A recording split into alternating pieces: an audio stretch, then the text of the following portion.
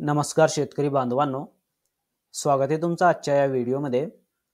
आज आपण या व्हिडिओमध्ये कापूस आणि सोयाबीन उत्पादक शेतकऱ्यांना जे अनुदान भेटणार आहे 5,000 रुपये प्रति हेक्टर, ते अनुदानाचा लाभ कशा प्रकारे घेऊ शकता याची संपूर्ण प्रोसेस या ठिकाणी आपण बघणार आहोत। आणि जे कोणते तुमचे अर्ज असेल ते कोणाकडे सबमिट करायचे आणि अर्ज सबमिट केल्यानंतर तुम्हाला किती दिवसामध्ये पैसे येतील याची संपूर्ण प्रोसेस बघूया। या ठिकाणी जो कोणी शेतकरी असतील या अनुदानाचा लाभ घेण्याकरिता सन 2023 मध्ये त्यांच्या सातबाऱ्यावरती म्हणजे त्यांच्या शेतामध्ये सोयाबीन किंवा कापूस पेरणी असणे आवश्यक आहे, तसेच सातबाऱ्यावरती उल्लेखही असणे आवश्यक आहे। जर उल्लेख नसेल तर तुम्ही या ठिकाणी याचा लाभ घेऊ शकत नाही। तर यासाठी तुम्हाला ई पीक पाहणी जर केले असतील सन 2023 मध्ये कापूस किंवा सोयाबीनचा, तर या ठिकाणी तुम्ही याचा फायदा जे आहे घेऊ शकता। यामध्ये याचा लाभ घेण्याकरिता हे जे अर्ज असेल, वैयक्तिक शेतकरी या ठिकाणी हे अर्ज आणि आधार कार्ड जोडून तुमच्या ठरवलेल्या कृषी अधिकाऱ्याकडे या ठिकाणी सबमिट करायचे आणि सामायिक खातेदार ना हरकत प्रमाणपत्र हे जे असेल, सामायिक क्षेत्र ज्यांचे असेल त्यांच्यासाठी हे लागणार आहे। ज्यांच्या अकाउंटवरती पैसे हवेत त्यांचं नाव या ठिकाणी टाकून त्यांचा आधार नंबर, त्यांचा मोबाईल नंबर टाकायचे आणि इतर खातेदारांचे या ठिकाणी नाव टाकून त्यांची सही घेऊन आणि त्यांच्या सगळ्यांचे आधार कार्ड जोडून तुम्हाला कृषी अधिकाऱ्याकडे सबमिट करायचं आहे।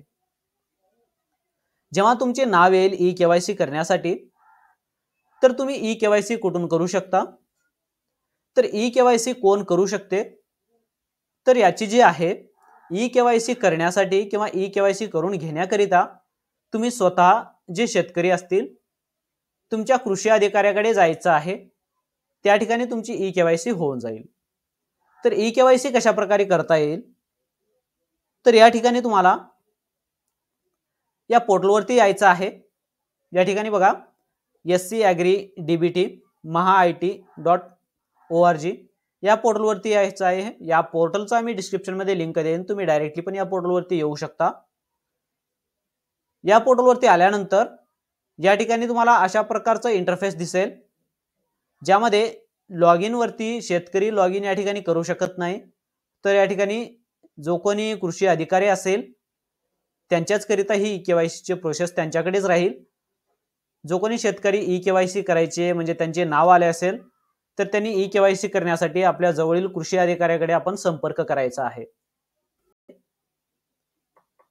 या ठिकाणी लॉग इन वरती तुम्हाला क्लिक करायचं आहे आणि यूजर नेम आणि पासवर्ड आणि कॅप्चा टाकून तुम्हाला लॉग इन या बटनावरती क्लिक करायचं आहे। अशा पद्धतीचं या ठिकाणी यूजर नेम राहील आणि पासवर्ड आणि कॅप्चा टाकून तुम्हाला लॉग इन करायचंय। त्यानंतर जो कोणी कृषी अधिकारी किंवा जे कोणते मोबाईल नंबर रजिस्टर्ड असेल त्यांच्या मोबाईलवरती एक ओटीपी पाठवला जातो। तो ओटीपी या ठिकाणी तुम्हाला टाकायचा आहे आणि लॉग इन करायचं आहे।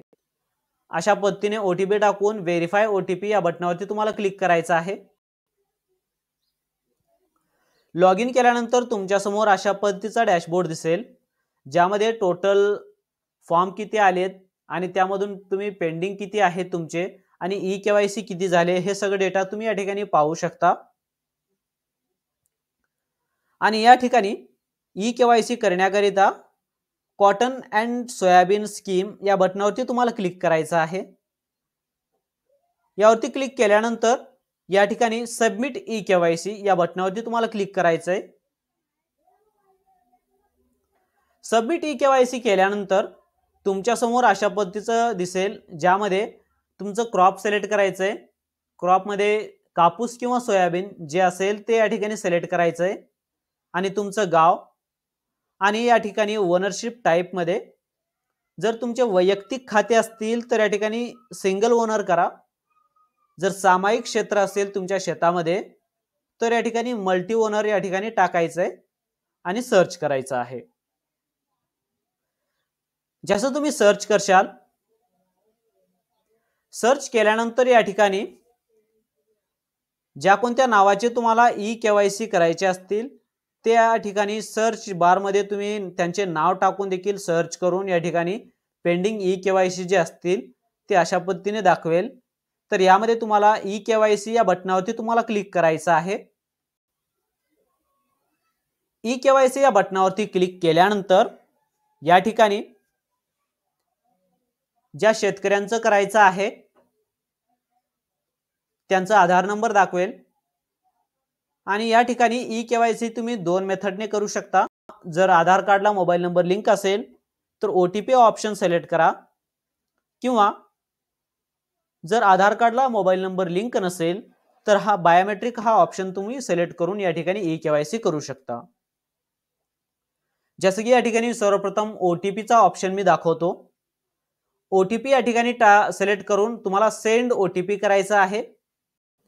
सेंड ओटीपी केल्यानंतर शेतकऱ्यांच्या आधार कार्डला जे मोबाईल नंबर लिंक आहे त्यावरती ओटीपी जाईल, ते ओटीपी या ठिकाणी टाकून व्हेरीफाय ओटीपी या बटनावरती तुम्हाला क्लिक करायचं आहे। जसं तुम्ही ओटीपी व्हेरीफाय कराल,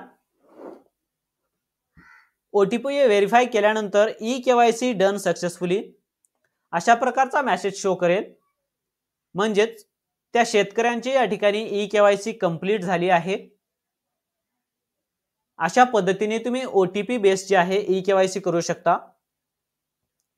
आता बायोमेट्रिक कशा प्रकारे करू शकता, तर या ठिकाणी बायोमेट्रिक ई केवायसी करण्याकरिता या ठिकाणी बघा, जर आधार कार्डला मोबाईल नंबर लिंक नसेल आणि तुमच्याकडे फिंगरप्रिंट डिव्हाइस अवेलेबल असेल तर या ठिकाणी त्यांचे आधार नंबर दाखवेल, सेम तेच प्रोसेस राहील। या ठिकाणी फक्त ओटीपीच्या जागी या ठिकाणी बायोमेट्रिक सिलेक्ट करून शेतकऱ्यांचा अंगोठा या ठिकाणी तुम्हाला घ्यावे लागेल।